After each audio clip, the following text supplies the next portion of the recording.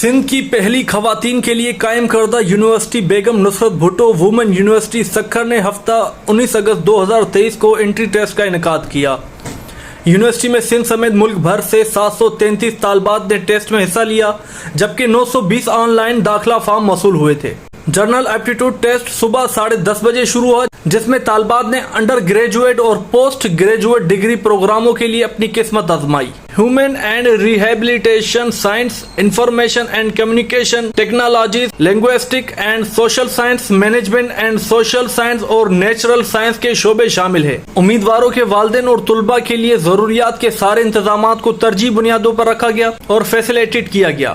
امیدواروں کی حفاظت کو یقینی بنانے کے لیے انتظامیہ نے متعدد سیف کیپنگ چیک پوائنٹ قائم کیے۔ طلباء نے امتحانی اوقات کے دوران رضاکار کے طور پر خدمات سر انجام دی۔ The Begum Nusrat Bhutto women university Sukkur کی vice chancellor professor doctor Tehmina